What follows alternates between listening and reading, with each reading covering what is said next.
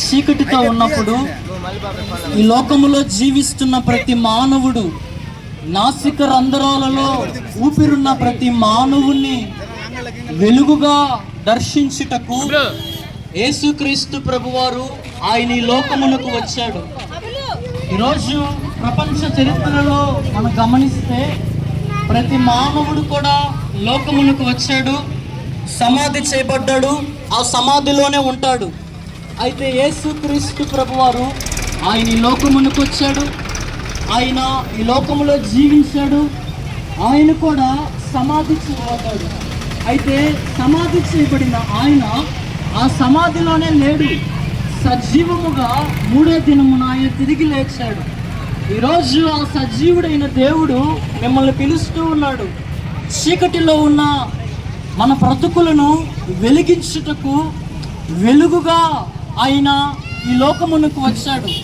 మానవుడు ఏ పాపమును బట్టి దేవునికి దూరంగా జీవిస్తున్నాడో, మానవుడు ఏ అలవాటును బట్టి దేవునికి దగ్గర అవ్వలేకపోతున్నాడో, ఏ చీకటి కార్యక్రమాలు కలిగి మానవుడు జీవిస్తున్నాడో, ప్రతి మానవుని వెలుగుగా చేయుటకు వెలుగుగా ఆయన ఈ లోకమునకు వచ్చాడు.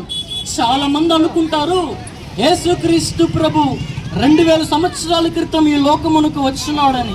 కాదు, జగతి ఉత్పత్తి మొదలుకొని ఆయన సృష్టిలో ఉన్న దేవుడు, సూర్య చంద్ర నక్షత్రములు మొదలుకొని ఆయన సృష్టిలో ఉన్న దేవుడు, సృష్టికర్త అయిన దేవుడు ఈరోజు చీకటితో ఉన్న నీ బ్రతుకును వెలిగించాలని ఆయన ఆశపడుతూ ఉన్నారు. ఇంకా ఈ మాటలు వింటున్న మీ జీవితంలో ఎవరైనా యేసుక్రీస్తు ప్రభువుకి చోటు ఇవ్వలేదేమో, ఈ మాటలు వింటుండగానే యేసుక్రీస్తు ప్రభుకి మీ హృదయంలో చోటిస్తే చీకటిగా ఉన్న మీ ఇల్లు, చీకటిగా ఉన్న మీ బ్రతుకు వెలుగుగా మార్చబడుతుందని యొక్క సందర్భముగా మేము తెలియచేస్తూ ఉన్నాం. దేవుడు మిమ్ములను మీ కుటుంబములను దీవించును గాక. ఆమేన్.